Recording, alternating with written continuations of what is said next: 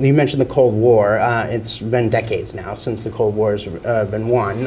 The wall came down, the Soviet Union cracked up. But one of the things that happened at the height of the Cold War was Richard Nixon went to China, right? And we're seeing the Russians and the Chinese, working more and more closely together these days.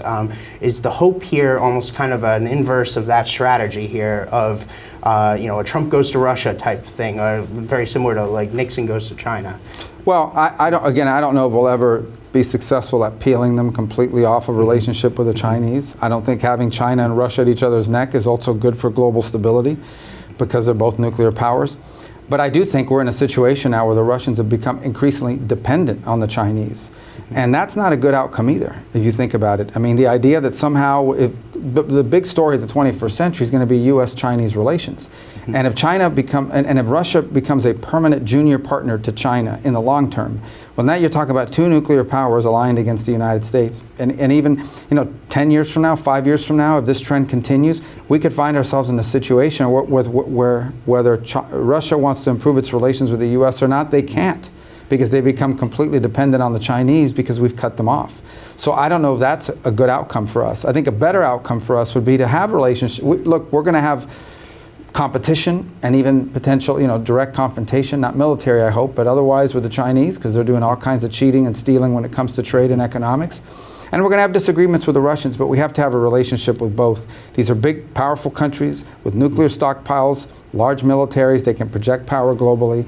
And I think we have lost the concept of maturity and sanity in diplomatic relations. We have, part of diplomatic relations is the ability to communicate with and manage through problems with other great powers around the world to avoid war and to avoid conflict. But I think having a situation where the Russians are permanently a junior partner to China, having to do whatever China says they need to do because of their dependence on them, I don't think that's a good outcome for Russia, and it's not a good outcome for America or for Europe or for the world.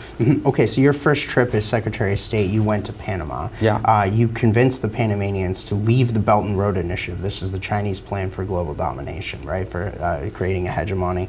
Talk to us about the importance of that development. Well, look, the Panama Canal was built by the United States, and we built it because without it, it'd take days and days for us to get over to the Pacific. And it's a very important strategic situation for us. Unfortunately, Jimmy Carter gave it over to the Panamanians. You wake up 20 years later, and because of a bunch of issues, including corruption, the Chinese basically own the two big ports, the Hutchinson ports, on both sides of the canal. And so in a time of conflict, with those ports and all the other sort of tentacles they have established in the canal, in a time of conflict, the Chinese could impede canal traffic. That's the fear. As President Trump likes to say, we didn't give the canal back to China, we gave it to Panama. So I think also under not the current president of Panama, who's very pro-American, but a previous president, the Panamanians abandoned Taiwan and took in all kinds of money and became more pro-China. And so it's good that we have a partner there who is more pro-American, and he did end the Belt and Road Initiative, which is the first country in Latin America to end the Belt and Road Initiative.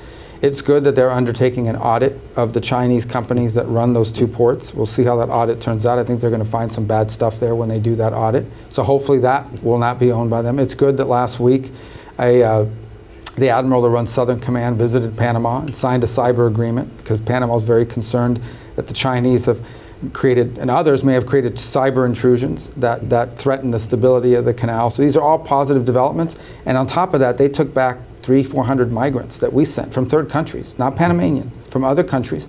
They were flown to Panama. They're sent to a camp in the Darien Gap. About half of them are already been sent out to their original country of origin. These are people that were in America. They were not Panamanian, but we wanted to get them out of the United States. They went to Panama, and from Panama they've gone to the countries of origin, their original countries.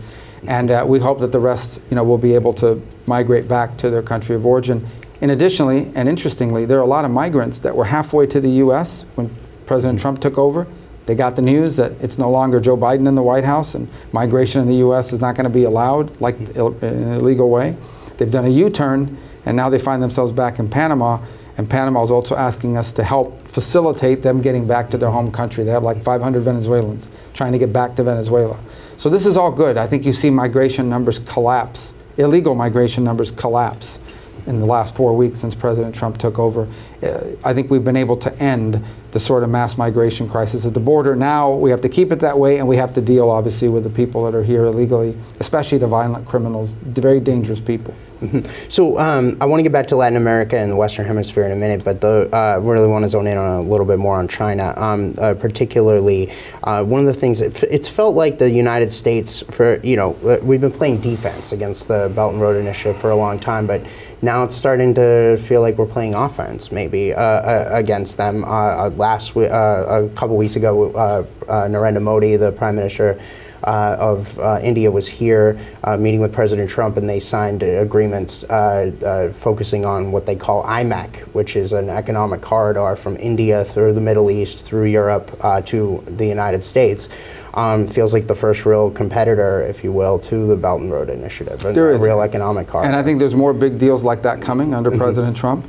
It's interesting because I know you always read that President Trump's an isolationist. He's not an isolationist. President Trump, what he wants is America to be respected again in the world, and for our interests to be defended all over the world.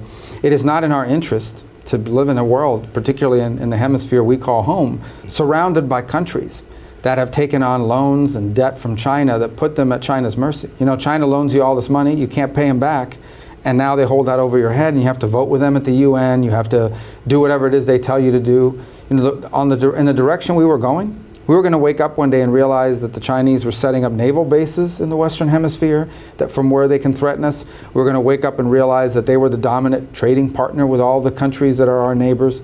So I think with President Trump, there's a desire, and I think you see the work already beginning to reverse all of that.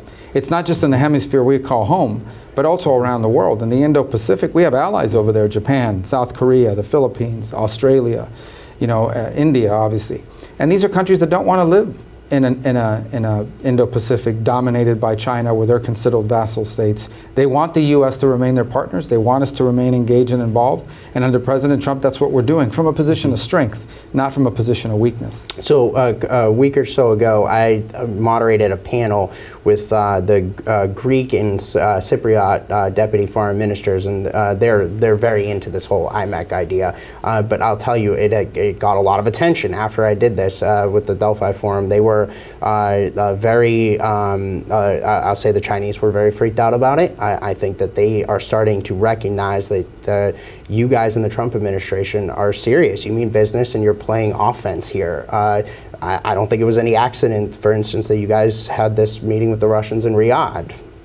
Yeah, well, I think in the case of that, the Saudis have been a good partner of the United States. The Crown Prince is making tremendous progress in that country. If you think about it, at that meeting, you had the three largest oil producers in the world, theoretically, in the United States, Saudi Arabia, and Russia meeting when you talk about energy and how important energy is to the future. I think under President Trump, what you're going to have is a foreign policy of strength, a foreign policy that rewards our friends and makes it costly and to be America's enemy, to try to undermine us. I think you're going to have a foreign policy and also economic policy where we're not going to be taken advantage of anymore. For a long time, we had a foreign policy that was completely devoid of thinking about the national interest.